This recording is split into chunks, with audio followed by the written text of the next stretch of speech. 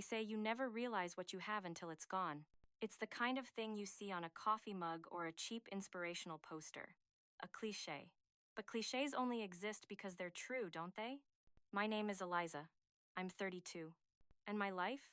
Well, my life detonated because of a single stupid conversation my husband was never meant to hear.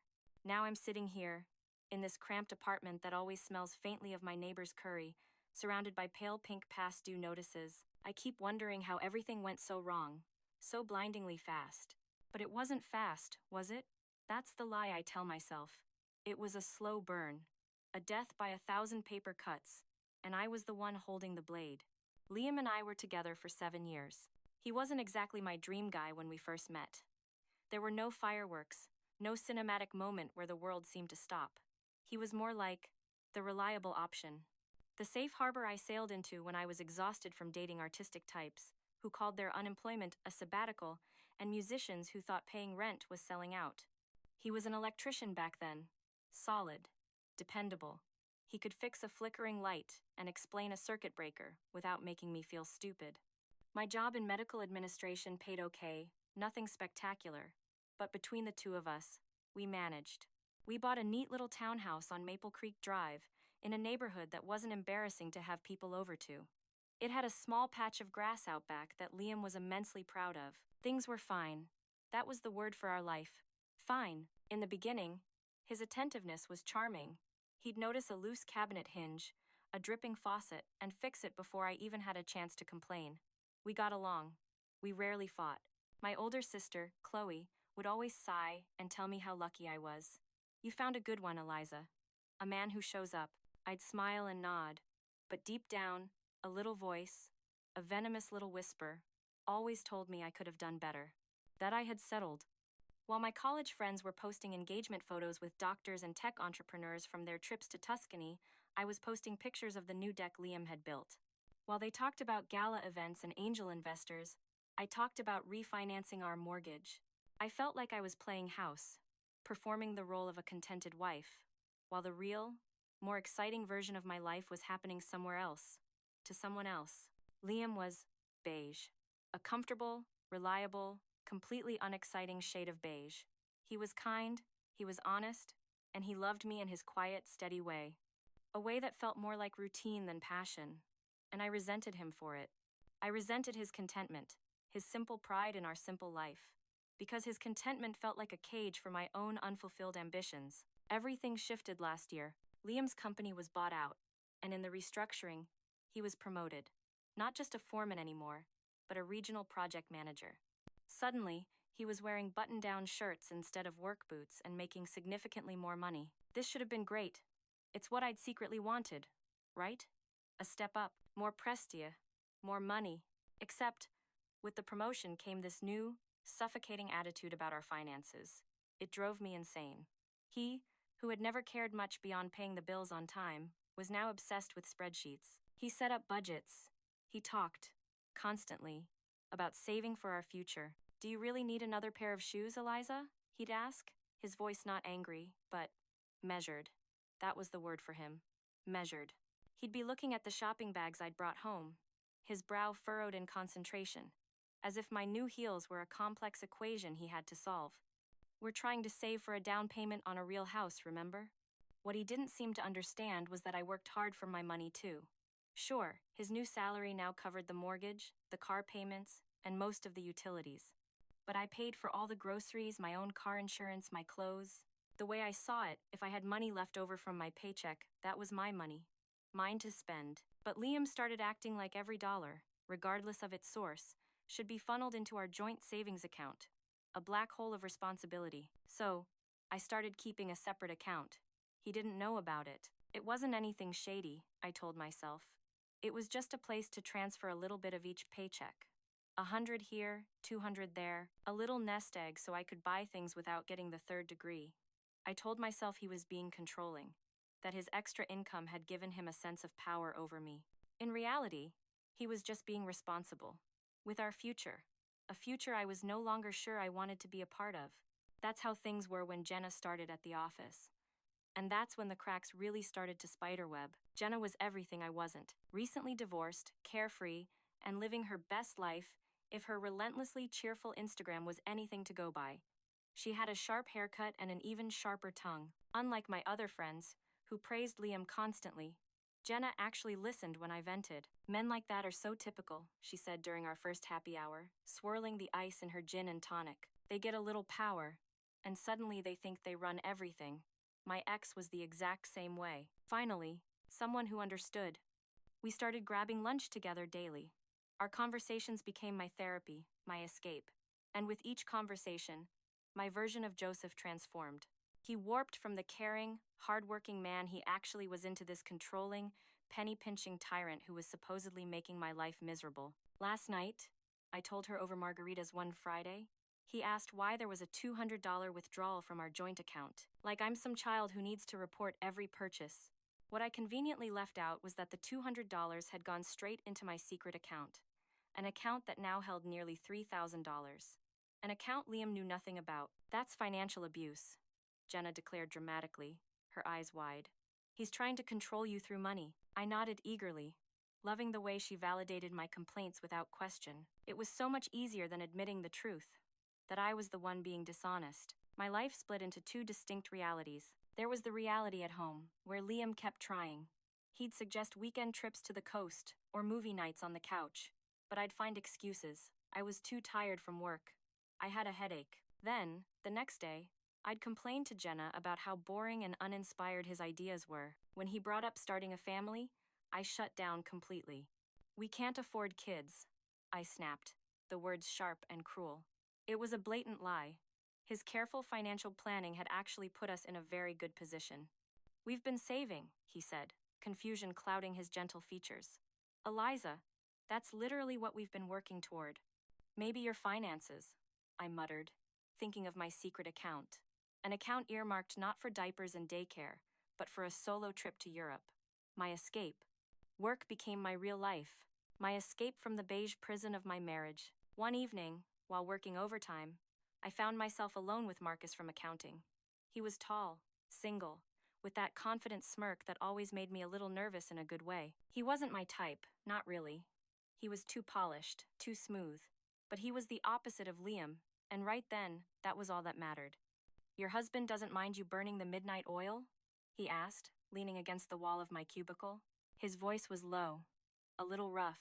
Liam doesn't control my schedule, I replied, a little too sharply, enjoying the way Marcus raised his eyebrows, impressed. When I got home that night, hours later, Liam had waited up. A plate of dinner was carefully covered in the microwave for me. A small, thoughtful gesture, but instead of seeing it as kind, I felt a hot wave of annoyance bubble up inside me. His kindness felt like a trap, another way to make me feel obligated to him, to this life I was secretly trying to shed. By the time Liam suggested hosting a backyard barbecue for Memorial Day weekend, I was living in a completely different world than he was. We weren't just on different pages. We were reading entirely different books. My book was a thriller, full of secrets and deception. His was a simple, wholesome story about building a life together. I spent the entire week before the party complaining to Jenna. He's forcing me to host all his boring work friends. I'd text her. The truth was, he'd asked if I was okay with the idea first, and I'd absently agreed while scrolling through Instagram, barely listening. I took Jenna's advice to heart. If he wants to play the big shot host, make him pay for it, she'd said.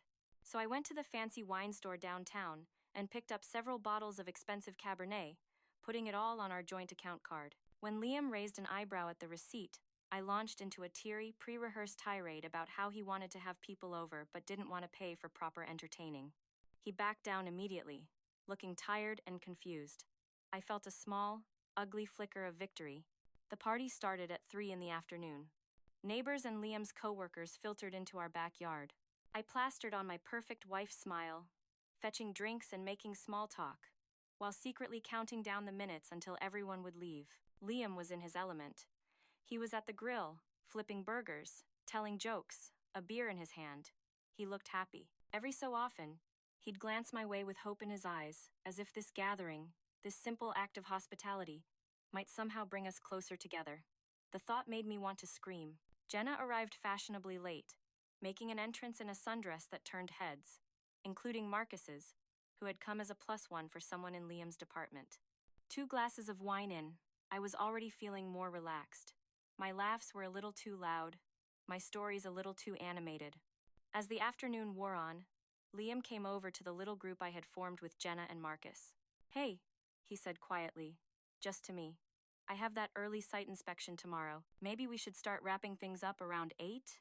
"God, we just got started," I replied, loud enough for everyone to hear. Always so controlling. I saw the flash of hurt in his eyes before he turned away, his shoulders slumping just a little. I ignored it and let Jenna refill my glass. By 7, I was on my 4th glass of wine and feeling no pain. Liam had retreated into hosting mode, quietly cleaning up paper plates and making sure everyone had drinks.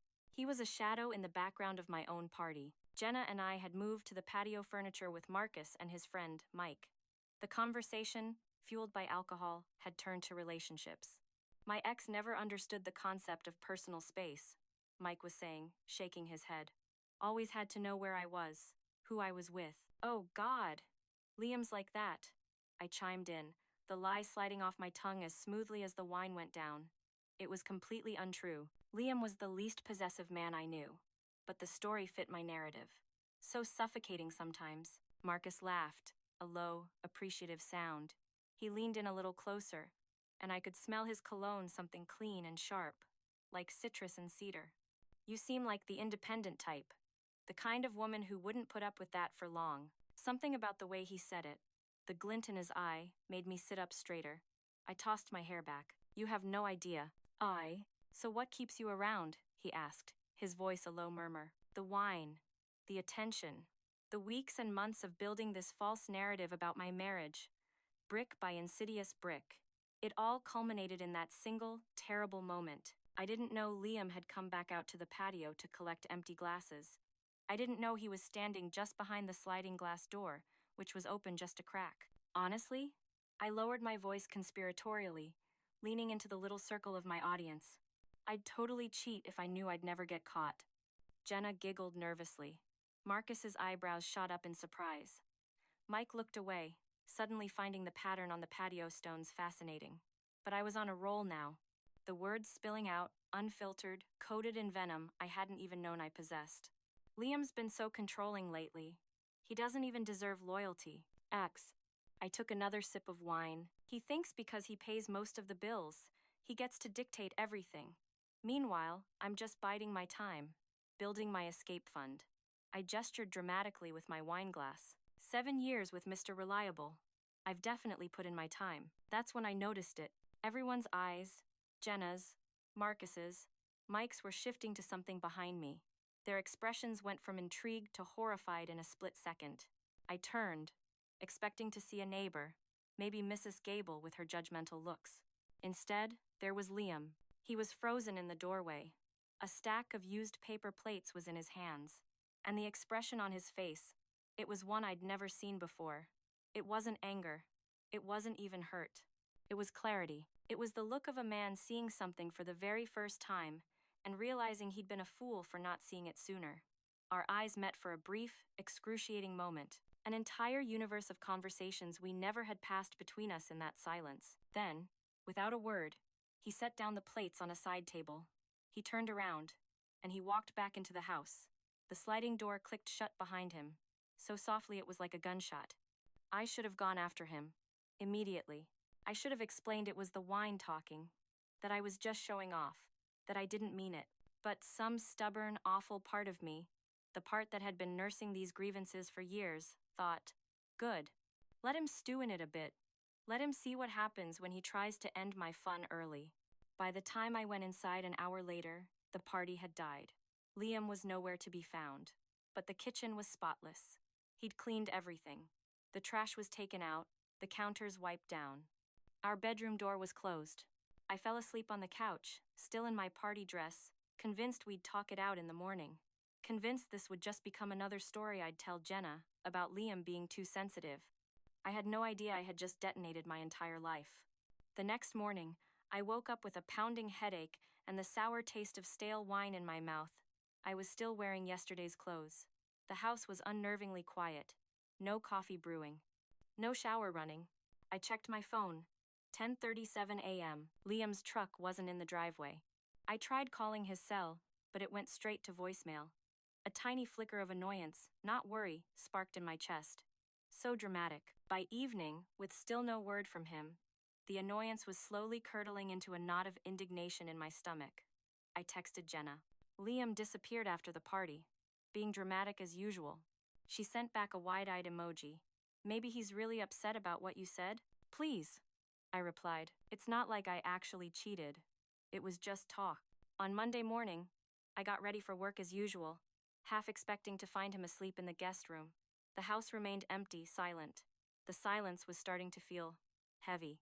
By lunchtime, with still no contact, a tiny seed of real worry had begun to grow. That evening, I came home to find his truck in the driveway. Relief washed over me, so potent it made my knees weak. It was followed immediately by irritation. I'd spent all day worrying, and he couldn't even be bothered to send a single text. I walked inside, ready for a fight. The living room looked different. The large framed photo of us from our honeymoon in Hawaii, the one that had hung over the fireplace for years, was gone. It left just a pale rectangle and a single, lonely nail in the wall. The stack of books he always kept on the coffee table was gone, too. His laptop wasn't in its usual spot on the charging station. Liam? I called out, dropping my purse on the counter. Where have you been? I was worried. He emerged from the hallway. He was carrying a duffel bag. His face was a mask. A calm, blank mask I didn't recognize. There was no anger, no tears, none of the messy emotion I had braced myself for. There was just nothing, an absence. I needed some time to think, he said. His voice was steady, level, in a way that sent a chill down my spine. And to get some things in order. End of. What things? Why are you packing a bag? Don't you think you're overreacting a little? It was just some stupid, drunk talk. He looked at me then. He really looked at me, like he was seeing a stranger. It wasn't just drunk talk, Eliza. It was the truth. Actually, he corrected himself, his voice devoid of any inflection. It was confirmation of what I've suspected for a while now. He handed me a manila folder. My hands trembled as I took it. Inside were divorce papers, already filled out. My name, his name, a clinical, bullet-pointed list of assets to be divided. The room seemed to tilt sideways. This is insane, I managed, my voice shrill and thin. You're filing for divorce because of one stupid comment at a party? No, Eliza. His gaze was unwavering. I'm filing for divorce because you've made it abundantly clear that you don't respect me. You don't value our marriage, and you are actively planning to leave me. You called me controlling. You told our friends and your coworkers that you're biding your time and building an escape fund. You said, his voice cracked, just for a second, the only crack in his composure, that I don't deserve loyalty. I was drunk. I was just showing off for Jenna and that guy from accounting. And that's supposed to make it better? He shook his head, a small, sad movement. Even if you were exaggerating, the underlying sentiment is real. That's how you truly see me. As someone you settled for, someone you're trapped with. My mind was scrambling, trying to find purchase. Where? Where have you been staying? With my brother. I've been consulting with a lawyer. He picked up his bag again. I've already separated our finances. The joint account has enough to cover the mortgage and utilities for the next 3 months. That should give us time to decide what to do with the house. Separated our finances? You can't just do that. Panic was rising now, sharp and insistent, clawing at my throat. That's our money. Actually, I can. Particularly since I've been documenting your pattern of withdrawals to your secret account for the past 6 months. My blood went cold. It felt like ice water flooding my veins. What are you talking about? The account at First Federal. The one you've been transferring money to from our joint account. His eyes were flat, unreadable. Did you really think I wouldn't notice?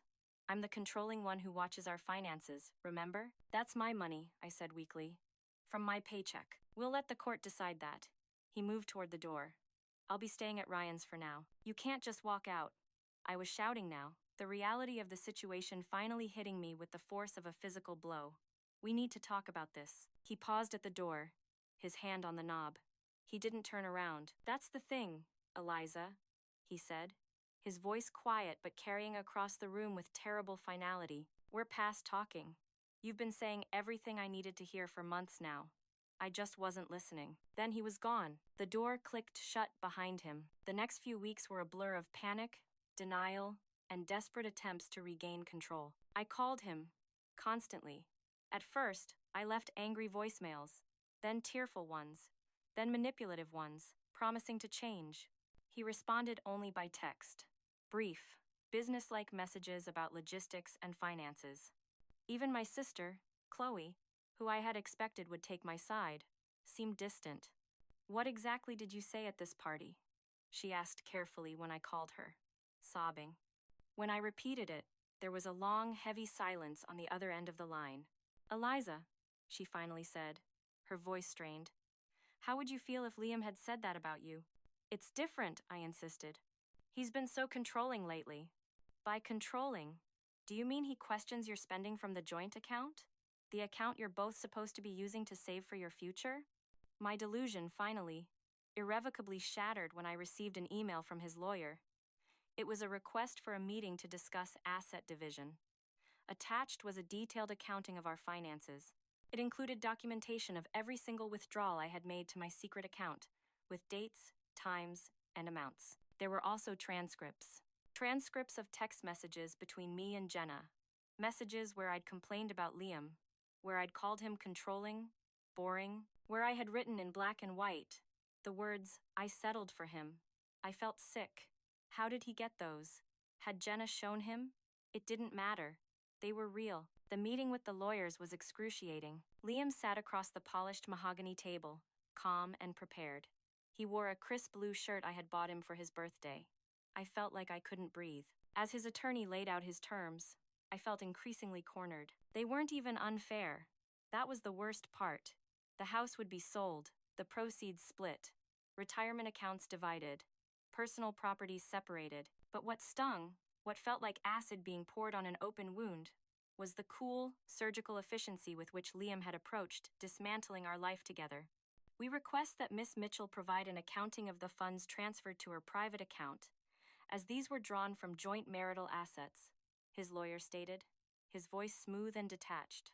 "That money is from my paychecks," I countered weakly. "Miss Mitchell's contributions to joint household expenses were minimal," the lawyer continued, sliding a spreadsheet across the table toward my own stunned, silent attorney. "Mr. Barrett covered approximately 78% of all household expenses, allowing Miss Mitchell to save the majority of her personal income while benefiting from his financial support." The numbers were right there, in black and white. He had been carrying us. While I was building my escape fund and complaining about his controlling behavior, he had been paying for the vast majority of our life together. The real humiliation began when word spread. People I had complained to, friends who had listened to my tales of woe about my suffocating husband, now looked at me with undisguised judgment. Even Marcus from accounting kept his distance, suddenly very busy whenever I walked past his desk. Apparently, he wasn't so interested in the newly available woman he'd flirted with at the party. 1 year later, here I am, sitting in my tiny, one-bedroom apartment, surrounded by these damned pink notices. The divorce was finalized 6 months ago. We sold the townhouse. We split the proceeds and went our separate ways. I'd assumed my half of the house money would last for a long time. But between the first and last month's rent on this place, new furniture, and my unfortunate habit of emotional shopping, it disappeared at an alarming rate. My escape fund? The $3,000 I'd been so proud of? Gone within 3 months. Turns out, supporting yourself entirely on a medical administrator's salary is a lot harder than sharing expenses with a regional project manager. The final blow, the twist of the knife that I surely deserved, came last month. My sister, Chloe, in a misguided attempt at reconciliation, invited me to a family barbecue. Liam was there. He was with a woman named Sarah, a kindergarten teacher, Chloe told me, with a warm smile and an easy way with our nieces and nephews. He looked good, happy, relaxed, in a way I hadn't seen in years, probably because he wasn't walking on eggshells around a wife who constantly undermined and resented him. They bought a house together, Chloe told me later, as we were clearing plates. She wouldn't meet my eyes. That fixer-upper on Maple Street. Liam's been renovating it himself, and he got another promotion at work. Later, as I was helping in the kitchen, I overheard my mom and Sarah talking. "He's so thoughtful," Sarah was saying, her voice bright with genuine affection. "Last week, I just mentioned in passing that I wanted to try that new Italian place, and he made reservations for my birthday without me even reminding him. That's my Liam, my mom replied warmly. Always been considerate that way. I slipped away before they could see me, a thick, painful lump forming in my throat. He had been considerate. He'd made mental notes of little things I'd mentioned wanting or needing, and then surprised me with them. He cooked dinner most nights because he knew I hated it. He fixed things around the house without being asked. He supported my career decisions, even when they meant less money for our shared goals. Where had my contempt for all of that come from? On the drive home to my sad little apartment, memories flooded back. Not of the controlling monster I'd invented, but of the patient, loving man who had actually been my husband. The time he stayed up all night with me when I had food poisoning, holding my hair back. The way he never complained about working overtime so we could afford the townhouse I wanted. The way he looked at me on our wedding day, like he couldn't believe his luck. In that moment, staring at my reflection in the rearview mirror, I finally confronted the truth I'd been running from for years. Liam hadn't been the problem in our marriage. I had. I had been so caught up in what I thought I deserved, in the glossy, exciting life I imagined I should have had, that I completely devalued the wonderful, real life I actually did have. I created a fictional narrative where I was the trapped heroine and he was the boring, controlling villain, when the reality was, I had been loved, deeply and truly, by someone I failed to appreciate. As I pull into the parking lot of my apartment complex, so different from the neat, tree-lined streets of Maple Creek Drive, I see another notice taped to my door. Probably another late payment reminder. My phone buzzes. It's a text from the latest guy I've been seeing, canceling our plans. Again, the worst part isn't the financial struggle. It isn't the loneliness, the quiet, empty evenings. It isn't even watching Liam find happiness with someone else. It's knowing that I did this. To myself, I destroyed something precious, something real, because I was too selfish and too blind to recognize what I had. If I could go back to that party, just for 1 minute, and take back those careless, ugly words, maybe things would be different. But life doesn't work that way. There's no rewind button for the consequences of our actions. There are no do-overs for the people we hurt. All I can do now is face each bill, each empty evening, each searing reminder of what I lost, and hope that someday, I'll learn enough from this mistake to deserve someone half as good as the man I threw away.